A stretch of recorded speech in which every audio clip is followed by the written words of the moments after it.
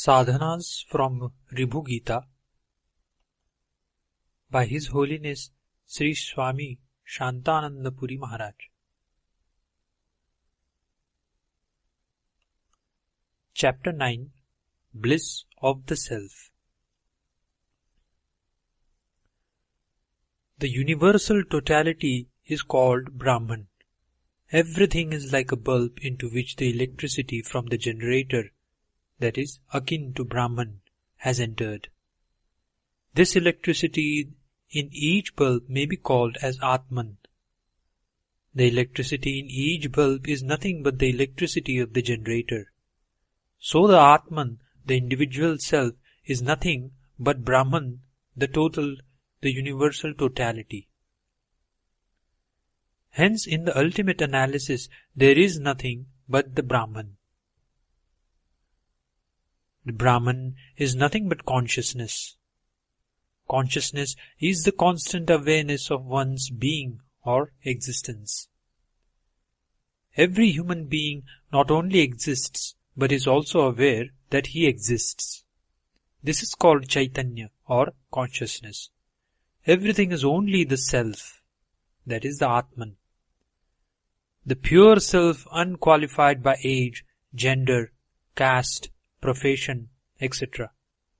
It is all non-dual consciousness, that is, a total indivisible, single consciousness, even though it appears that each being has got a separate consciousness. Even Schrödinger, a famous scientist and professor emeritus, has pronounced that consciousness is always in singular and there is no plural for it. If the Atman is to be thought of as a very small entity, say atom-like, the entire world will not amount to an atom even. All thoughts are all consciousness, as they are the thought force of the thinker. Consciousness is the highest state. Its highest measure is through the bliss it can confer. This entire world which is visible is nothing at all.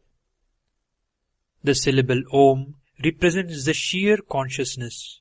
Every object is consciousness by itself. The bliss we get out of it is supreme measure.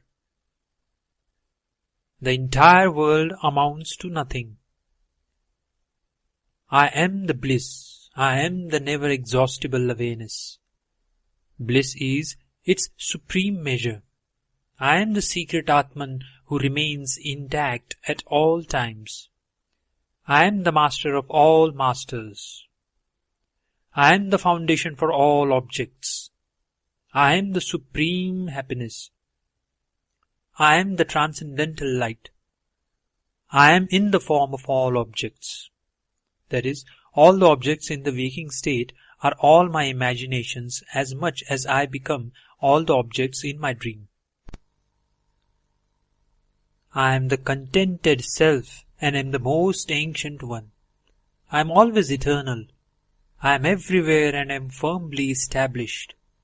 I am the Jiva, the individual self. The bliss one gets out of it is its supreme measure. The entire world amounts to nothing. I am the Lord Shiva.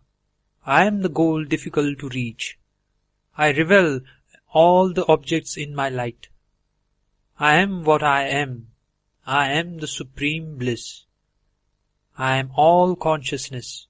I am the ultimate conclusion of all the scriptures. I am only consciousness. Nothing else exists other than my form of consciousness. By myself I am nothing. I am the universal totality, that is Brahman, as also appear as the individual self. I am ever pure and ever liberated. I am ever content and blemishless. All the world is the self only. This world, which is created by the mind, that is imagination, is all self only. All the joy is because of self only. The entire Brahman is all consciousness. I am only Brahman. The happiness I get out of it is its supreme measure. The entire visibility world, the entire visible world is nothing at all. Myself and yourself are both unreal. The entire thought waves are unreal, and the attributes and their absence is all unreal. The mind is unreal. The entire world is only Brahman. All the demons are unreal, and the form of the Lord is also unreal. All the gods like Vishnu and Brahma, as also the entire creation, are all unreal. The Puranas, that is, religious mythology, and Dharma Shastras, that is, part of scriptures presenting the various compulsory rites for performance, are all unreal too, even though they give the delusion of being real. That is, the doorway out of the hell is in the hell itself.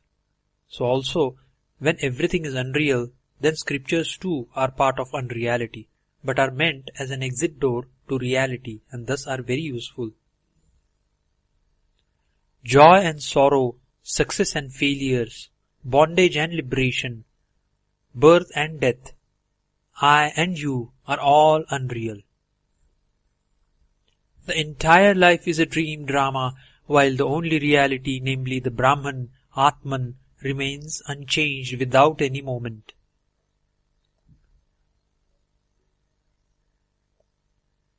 What all that seems to happen in this second dream, called the waking state, are all unreal. Once we realize this, the dream ceases and reality alone exists. There is no birth or death, and no more joys or sorrow. The concept of a Lord governing the world, merit and sin, pilgrimage centers, time and space, that is all part of the dream drama. Righteous way of life and its opposite, that is unrighteousness, are all unreal.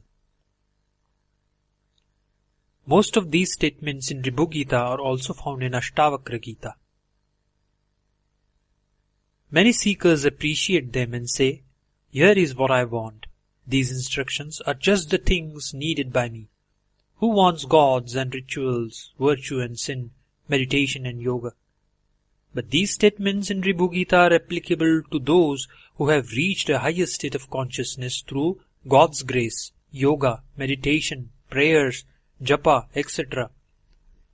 To read and appreciate them is one thing, and to correctly interpret it and to put it into practice is another thing.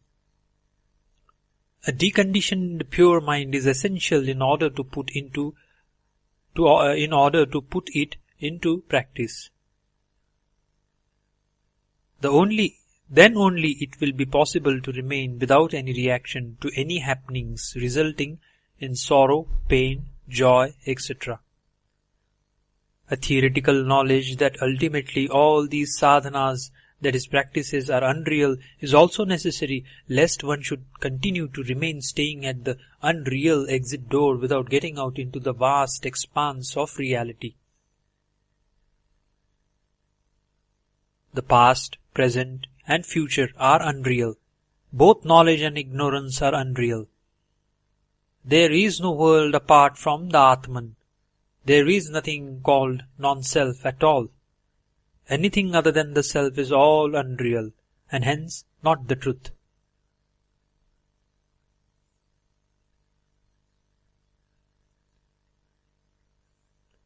There is no joy apart from the Atman. Nothing else exists apart from the Atman. There is no refuge apart from the Atman. One should always abide in the self. The man of knowledge who hears this chapter on the bliss of the Atman once becomes the Brahman himself. Here ends chapter 9.